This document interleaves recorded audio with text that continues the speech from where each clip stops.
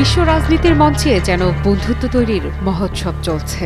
Iran, Russia বা Russia চীন জুটির পর এবারে এ বন্ধুত্বের তালিকায় যুক্ত হয়েছে নতুন নাম পাকিস্তান। এবারে পাকিস্তান ও ইরানও সামরিক সক্ষমতা বাড়াতে হচ্ছে একজোট। মুসলিম শাসিত রাষ্ট্র দুটির এই বন্ধুত্ব বিশ্ব রাজনীতিতে নতুন সমীকরণ তৈরি করবে বলে মত বিশেষজ্ঞদের। দেশ দুটি নিজেদের মাঝে নৌ সহযোগিতার মাধ্যমে নদীপথের সামরিক শক্তিকে অনন্য উচ্চতায় নিয়ে যেতে চায়। বিশ্বের বিভিন্ন দেশ যখন তাদের সামরিক সক্ষমতা বৃদ্ধির জন্য একে অপরের সঙ্গে সম্পর্ক জোরদার করছে, তখন পাকিস্তান ও ইরানও তাদের নৌ সহযোগিতা বাড়াতে উদ্গ্রীব। সম্প্রতি পাকিস্তানের নৌবাহিনী প্রধান অ্যাডমিরাল নাভিদ আশরাফ এমনটাই জানান। নাভিদ আশরাফ বলেন, পাকিস্তান ইরানের সঙ্গে নৌ সহযোগিতা বাড়াতে চায়।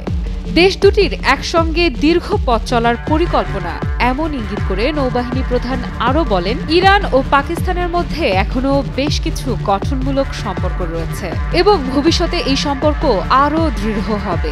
আমান 25 আন্তর্জাতিক নৌ মহড়ায় ইরানের উপস্থিতি পাকিস্তানের জন্য অত্যন্ত গুরুত্বপূর্ণ। আমান 25 আন্তর্জাতিক নৌ মহড়া প্রতি 2 বছর পর পর পাকিস্তান নৌবাহিনী আয়োজন করে, যা আগামী ফেব্রুয়ারিতে করাচি বন্দরে অনুষ্ঠিত হতে যাচ্ছে।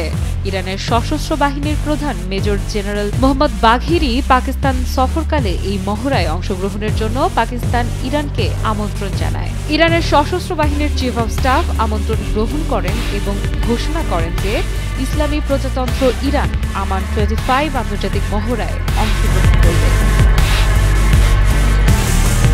অ্যাডমিরাল নাভিদ আশরাফ বলেন, আমরা একে অপরের সমুদ্র সম্পর্কিত অভিজ্ঞতা থেকে অনেক কিছু শিখতে পারি। আসন্ন আমান 25 মহড়ার মাধ্যমে আমরা পাকিস্তান নৌবাহিনী এবং ইরান নৌবাহিনীর মধ্যে সম্পর্ক আরও গভীর করতে চাই।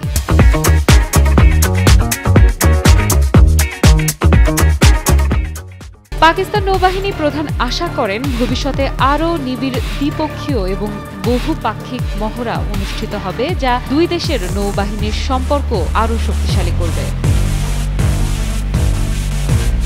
এ সময় দুই দেশের নৌবাহিনীর সম্পর্ক এখনই যথেষ্ট সন্তোষজনক উল্লেখ করেন অ্যাডমিরাল নাভিদ আশরাফ। তিনি বলেন, ভবিষ্যতে এই সম্পর্ক বাড়বে, যা দুই দেশের সামরিক সক্ষমতা এবং আন্তর্জাতিক সমুদ্র নিরাপত্তা নিশ্চিত করতে সাহায্য করবে। পাকিস্তান এবং ইরানের মধ্যে নৌ সহযোগিতার এই নতুন দিগন্ত উন্মোচন শুধুমাত্র দুই দেশের সম্পর্কই নয়, বরং পুরো অঞ্চলের সামুদ্রিক নিরাপত্তা নিশ্চিত করার একটি গুরুত্বপূর্ণ পদক্ষেপ। আফ্রিদা ইফরাত, নিউজ 24।